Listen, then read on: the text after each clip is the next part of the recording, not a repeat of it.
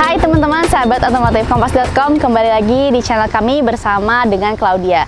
Kali ini Claudia akan mereview sebuah motor buatan Indonesia yang waktu itu launching di IMS, Gesits. Jadi teman-teman, Gesits itu line up-nya ada beberapa motor. Yang pertama itu ada G1 dan yang ada di depan Claudia ini adalah Gesits Raya G. Nah, Gesits Raya ini juga ada dua tipe, jadi ada Raya G dan Raya E. Nah, kali ini Claudia akan mereview yang tipe Raya G dan sekalian tes impresi berkendara dari motor ini. Seperti apa impresinya? Karena motor ini juga TKDN-nya sudah mencapai 60%, jadi menarik sekali untuk teman-teman yang sedang mencari motor listrik. Oke, daripada kelamaan, mendingan kita lanjut aja ke videonya. Dan teman-teman sebelum itu, like, comment, share, and subscribe dulu channel Kompas Otomotif. Klik lonceng notifikasinya supaya teman-teman tetap update sama video kami. Yuk kita lanjut ke videonya.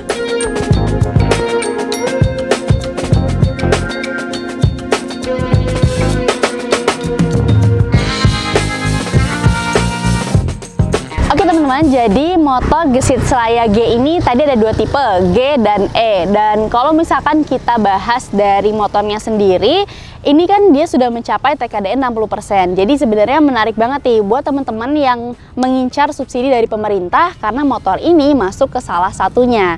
Oke, kalau kita bahas mengenai modelnya. Modelnya ini sebenarnya tidak jauh berbeda sama yang G1. Hanya saja yang di Gesits Raya G ini terletak di bagian lampu DRL-nya yang menyatu pada lampu utama. Kalau misalkan yang di motor Gesits Raya G itu dia ada di bagian atas model lampunya. Sedangkan untuk motor Gesits G1 dia lampunya terletak di bagian atas lampu DRL-nya. Kemudian selain dari lampu DRL-nya, motor ini juga model stangnya yang naked juga nih teman-teman. Jadi kalau yang G1 itu dia modelnya yang ada batoknya. Terus juga untuk bannya ini ukurannya 80/80/14 dan untuk remnya sendiri dia sudah disc brake depan dan belakang. Jadi sebenarnya untuk bagian depan perubahan yang paling signifikan terletak pada di stangnya. Jadi yang ini modelnya naked dan yang G1 itu modelnya yang ada batoknya. Untuk bagian jok ke belakang itu overall masih sama dengan Raya G1. Untuk suspensi dari motor ini dia sudah monoshock dan bisa di setting preloadnya. Dan untuk spakbornya dia ada beberapa nih, ada banyak. Jadi ada di bagian sini, terus di bagian bawahnya dan di bagian belakang. Untuk yang di bagian deket ban ini itu bikin motornya kelihatan padat banget. Jadi sebenarnya kalau itu nggak ada, motornya kelihatan kopong. Kemudian di footstepnya ini juga yang modelnya tinggal dipencet aja. Jadi bisa pakai kaki ngeluarinnya, tinggal pencet dia langsung footstepnya keluar. Oke, jadi sebelum Claudia lanjut ke test drive, Claudia mau ngasih tahu dulu ke teman-teman posisi berkendara dengan Gesits Raya G ini.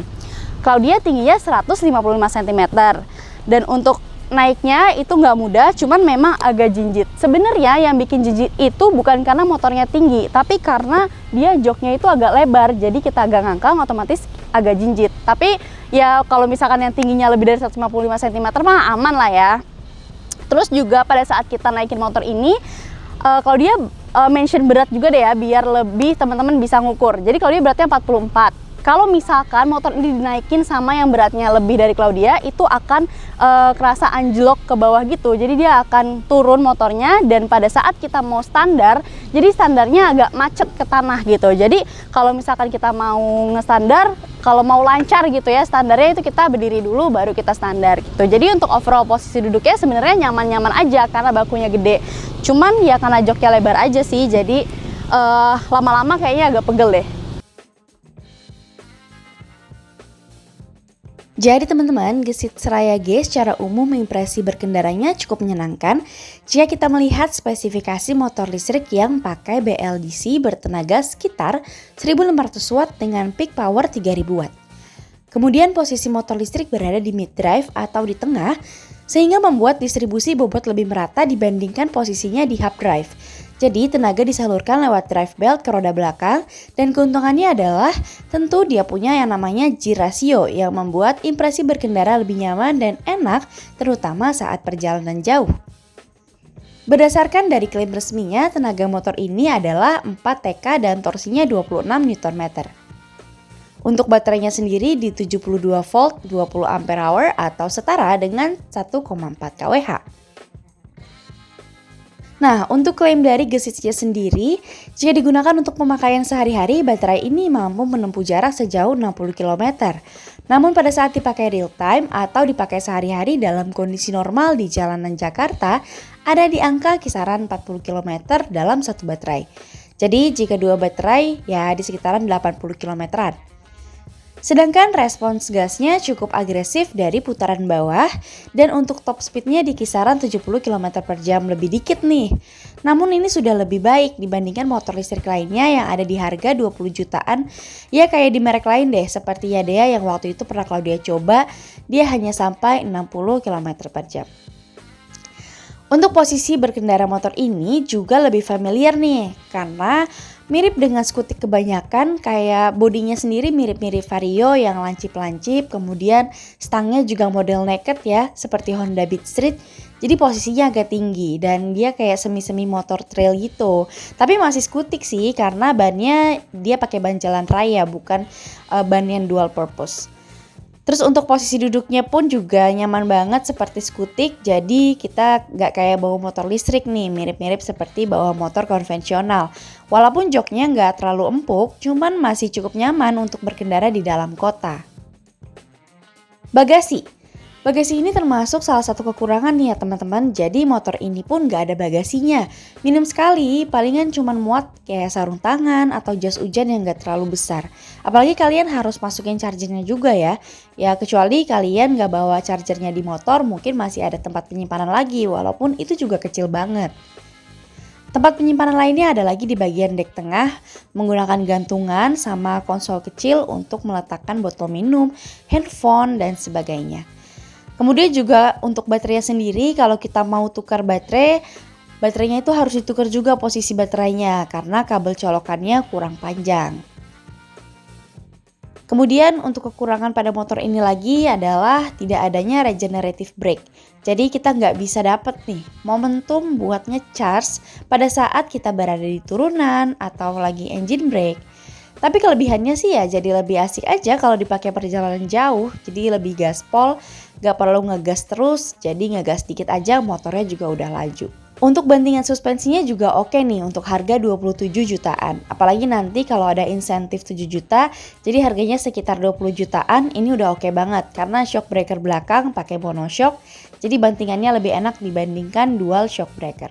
Kemudian kalau lagi ada di posisi tidur atau speed bump juga tergolong empuk kalau dipakai boncengan. Tapi kalau lagi dipakai sendirian nih agak keras, namun tetap nyaman kok, ditambah bobot motornya juga yang gak terlalu berat.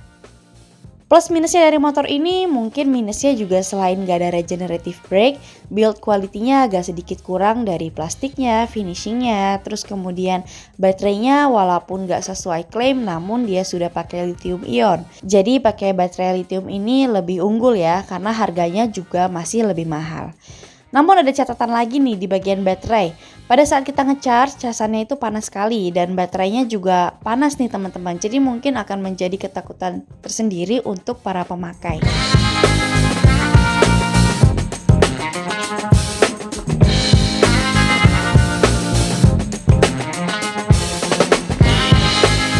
Gitu aja ya teman-teman untuk impresi berkendara dari Gesit Seraya G. Jadi overall untuk berkendara dengan Gesit Seraya G ini nyaman banget, dan untuk tipe gasnya dia juga bukan yang hentak, jadi gasnya halus. Tadi juga ada mode yang high sama yang low, jadi itu juga kerasa banget perbedaannya.